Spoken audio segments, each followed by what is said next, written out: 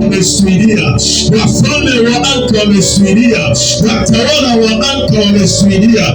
Leo kasi tulionayo ni hao wakuu na watawala wa anga, tunawashughulikia waachilie.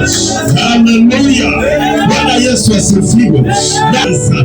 Yalijibiwa siku ya kwanza, lakini kumekuwa na zaidi ya siku 21 ya Danieli kusubiri kwa sababu ya vita katika anga, kwa sababu ya wakuu katika anga, kwa sababu ya tunaingia kwenye anga.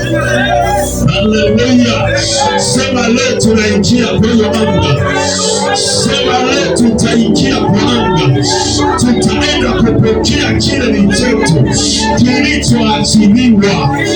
Amesulia mpaka unaanza kuwa na mashaka na Mungu, unaanza kumfikiria Mungu vingine. Ni kwa nini Bwana ujibu? Lakini mbingu ziliachiwa, lazima tutaingia kwa anga kwa lazima, chiliwa kitafika. Haleluya. Unaona kiroho kuna watu majibu yao yaliachiliwa, kuna watu ambaye maombi yao yalisikiwa, watu wamekwisha kutoa hukumu la mahitaji yao, lakini devoshi kwa Illuminati Freemasoni leo tunawaendea kwa anga.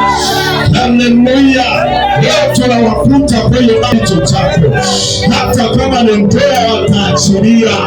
Kuna watu ndoa ziliachiliwa lakini zimesuiliwa. Haleluya, wakuu wa anga wamesuilia, wanasema hiyo ndoa hauruhusiwi kuwa nayo. Nasema leo tutaingia huko, wataachilia kwa jina la Yesu wa Nazareti aliye hai. Haleluya. Malaika anamwambia Danieli, wakati tu unyenyekea ukaomba, na hapa ninaomba wataachilia, watawala wa anga wataachilia, wachawi wakuu umetoka wataachilia, mizimu ya kulu umetoka itaachilia.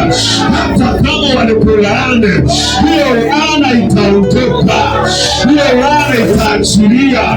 Wewe unaishi maisha kulia na maisha ya furaha, nasema akili utapokea hatima haya kwa halisi katika jina la Yesu wa Nazareti. Siku ya kwanza Danieli alitia roho yake ufahamu. Ile siku ya kwanza alimtafuta Bwana.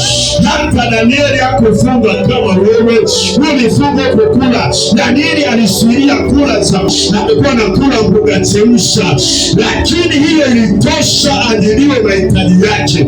Na kwa kuna watu wamefunga, wameomba hata bila kukula na kukunywa, na jua ilijibiwa ni wakuu wa anga wamesuilia.